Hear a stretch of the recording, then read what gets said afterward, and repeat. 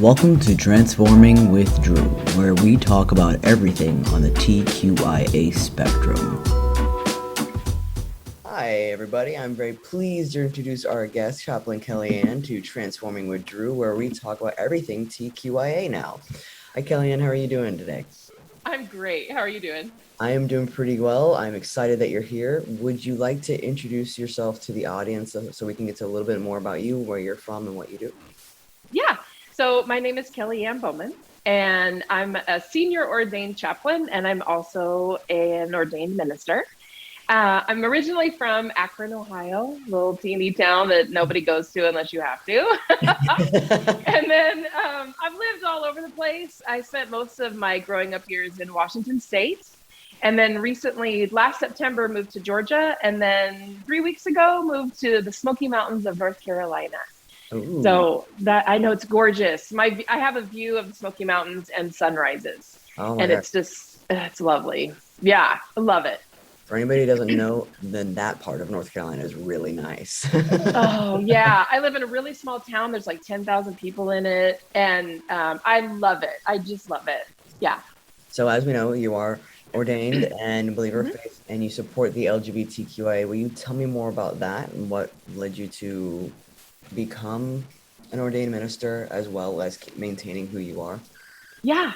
So I was born in the late 60s, in 1969, and grew up in a very fundamental evangelical Christian home. And being part of the LGBTQ IAP community was not something that was okay. I also grew up when the AIDS, HIV epidemic was at a totally different place than it is now. So we were scared. I was a teenager in the 80s. And so it was a very different world. And always knew that I had same-sex attractions, right? That I was gay, but had no opportunity to really explore that. My family is not terribly supportive of that. So I kept that inside. I dated, like lots of us do, right? I did it Yeah. on the TQ, right, on the lowdown. And I got married. Yeah, I was a Southern Baptist pastor for a pastor's wife for about 10 years. Certainly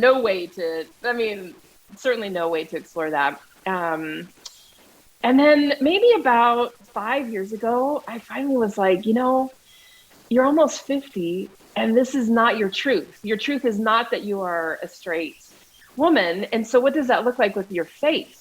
Mhm. Because all these years, decades, you've been told that this is horrific to be in this community. It's an abomination. It's, a signed, sealed, and delivered trip to hell kind of thing. And so finding my people, right? Like deconstructing all of that, all of those lies, and reconstructing, but I still love God. Like, I believe He created me the way I am. So I don't understand this dichotomy, and finding the people who were like, yeah, you bought into that lie, and that is truly what it is. It's a lie. And so the past 5 or 6 years, really finding out, oh, I can still love God, and God can still love me, and I can still have my faith and be part of the LGBTQ IAP community. Well, that's amazing. And a solid yes. So I became a chaplain. I became a chaplain because I think God is bigger than one denomination. And as a chaplain, I just represent the spiritual side of life. I'm also a crisis counselor. And so to be with people in crisis and then to bring faith into that is just my heart. I don't want to be a minister of a denomination because I have met some incredibly beautiful Buddhists, Hindus. Like, I just think God is in all of us and in all of the world. And so to find people who just need to hear that God loves them, whatever their concept of God is, that's what I like. That's what I love to be is tell me what is God for you? Yeah. And if God is that you're an atheist, okay, that's okay. Like, what does that mean for you? Are you an agnostic? What does that mean for you? So that's kind of why I go down the vein of chaplain and love to be an ordained chaplain. Not that I don't love to be an ordained minister. I love that too. But an ordained chaplain lets me be broader. And I love that. I actually do love that a lot. Like I said, that's funny before, is that my family is very Catholic. A lot of them are. Um, and I've noticed recently that my grandfather's just more lean towards agnostic, and the rest of my family's still kind of Catholic. But Yeah. they still love and respect me and everything of that nature. And they grew up in a very unique way that I did. We went to this place called All Souls Catholic Church, and they truly believe that you literally love everybody, no matter if they're in the queer community or not, or trans or not. They don't care. Hmm. It's all about Yeah. love. I've watched literally, I've watched Father John kick somebody out because he kicked out his son for being gay. He's like, okay, fine, you can be gone. Wow. So it's like, Nice. yeah, that he didn't like that. He's like, that's not preaching love. And then Mm-mm. my wife and I met this woman. I want to say it was almost 2 years ago on like a group chat thing. It was right near it was like a group Zoom chat interview or whatever. Hmm. She's starting this movie called 1946. Oh, yes. Rocky. Yeah. Uh-huh. So she's Yeah. absolutely amazing because she's a believer of faith. Yeah. And she's like, if Yeah. you know anything about it, you can historically prove where they screwed Hmm. up the Bible on purpose to Yeah. make it to where they hate us. So Yes. it's really nice to see a lot of people just like breaking the stigma. And especially since I'm not Catholic, I'm very um, agnostic, I guess is the best way to, or, say, or spiritual is the best way to say it. Yeah. So that's how I Yeah. feel about it. So how does that, going through all that, being married to this for quite a while, I mean, that Yeah. had to take a toll on your mental health a little bit and your relationship with God. How did you Yeah. feel about that?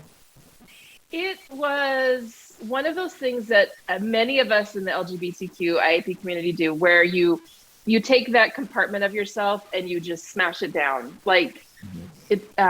it's not okay. It's not good. I just kept telling myself all those lies over and over again of God's going to cure me of this. God's going to heal me of this any minute now. Like Yeah, any minute now, I've had I'm that not going to feel conversation. right. Like I think we've all had these moments where you find yourself on the floor in tears, begging God to take something away. And God is like, but that's who I created you to be. Like, I'm not going to take it away. And so the journey is really about, well, how do I find my people then? Like, where do I go with that? And really, that's it. Like, it's a journey. And my heart now is to find people faster, like to find the teenagers or to find the young 20s, or to educate the parents that are my age, right? Like my daughter is almost 20, but lots of people my age have, kids that are 20 to 30. And how do I help them love their children better so that they have the freedom to be who they want to be? So that when their 3-year-old son comes to them and says, I really want to wear a dress, and then at 5 he still wants to wear a dress, then how do you just be like, okay, maybe you're not my son, maybe you're my daughter, and how do I embrace that and grow with that? And then truly, as a crisis counselor, to find the people in the same crisis I was in, with depression, with I drank, to find freedom in feeling what I was feeling. So to find those people and say, there's a whole army of us Yes. over here. And I know it's terrifying and I know it's scary. And I know you've been told over and over again that you're going to hell for what you're feeling, but I'm telling you, you're not. And Yeah. so how do I help you find inside this world of faith, inside the LGBTQ IAP community? How do I find the people that you feel most connected to? And then how do we help you keep moving, knowing that there is no way that God hates you, doesn't love you, will walk away from you? Yeah. So I spent a lot of years in depression and coping the best way that I could. But man, it's so much freer now. And it's so much more lovely now to be like, oh, that's right. God did create me this way. I have nothing to be ashamed of. Yeah, Yeah. and he also shines through to the whole computer. So for Oh, anybody I'm who so actually glad. tell bright and shining through, which we will absolutely love it. So Aw. there is a lot of stigma even in the LGBTQ community with transgender people. What has made Yeah. you decide to live as an open supporter for trans people? Yeah. So my partner and I have been together about a year and a half.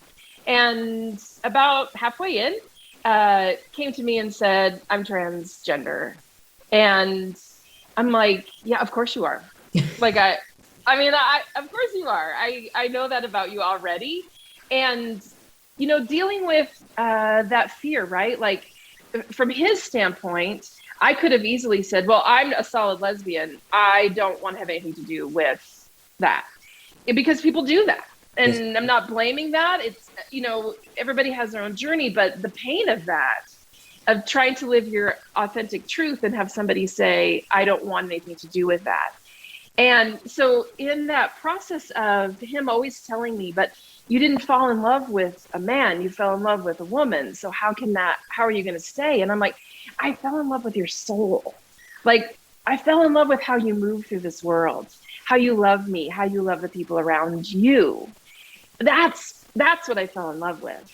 What your body looks like is irrelevant. It's what's inside that is what I love. So that process really made me think, gosh, of course, to support the transgender community is huge. Plus, I've had loads of transgender friends over the years that I've been able to see. Transgender coming out is very different than gay coming out, because you risk the risk level from an outsider looking in, to me, is so much greater. You literally don't know if that person you're talking to will physically violently attack you. And for me, my hashtag in all my social media is love all, judge none. And that is my driving force in life. How do I love you and not judge what you're doing? But more than that, for me as an educator at heart, how do I help other people do that? So when I look at the transgender community, I see judgment towards them inside the LGBTQ community, which is a heartbreaker to me. And so I think all of that together just made me feel like this is my niche, right? Like, I love supporting the LGBTQ community in general, but the T part, I think we just need more allies for transgender folks, because you just need a bigger voice. You just need more voices telling you it's okay. Yeah, I was doing research for an article I was writing, and it said that the trans people's death is the highest it's ever been in history for murder, and it's very weird and sad, and it's like we're in the middle of a pandemic, but yet people are still finding a way to take people out, and the only way we can really change that is to normalize us as much as possible. That's in this community. As much as possible. And it's like, I still have hopes and dreams. I still work my butt off. I mean, of course. So it's like, we're all technically different. It's just we want what's our inside matching. That's all. Of course. Like, if somebody's like, oh, I hate being a blonde, let me go dye my hair. To me, it feels very similar, because it's trying to just really put yourself out there as what you want to look like. Yeah. I think that's what it is about normalizing it, because I know we talked about a lot of the misconceptions about faith, and when people are not welcome, and how you're working to break all that stigma and stuff. So that's extremely beautiful, and I couldn't have asked for anything better for that, because that's what we need. Yeah. So, and we need to start changing some policies too. I found out something about trans defense. That's so it's like all these weird things that we just need to start doing. And it starts with one person at a time. And I really am grateful that you're doing this, because I do feel like there are a lot of young trans people who are like, well, I can't believe I'm not going to be loved, or I'm not going to be cared for. Their family members kick them out because of their identity, or even people, it's like they do when they kick them out for being LGBT. It's the same thing. Yes. Like, we have a lot more commonalities with the community than people realize. Oh, 100%. And I love TikTok. I love TikTok. Let me just say that right there. I love TikTok, period, right? Like, I love it. It's a love-hate. Yeah, absolutely. And a couple of months ago, there was a flurry of videos about how if you're a lesbian in a relationship with a trans person, you're not a lesbian anymore. You're not allowed to be a lesbian anymore. You've got to be, now you're a straight couple, and neither of you get to fit into the LGBTQ community. And so I can talk about that all day. Oh my gosh. And so I did a couple of videos of, this must end. Like,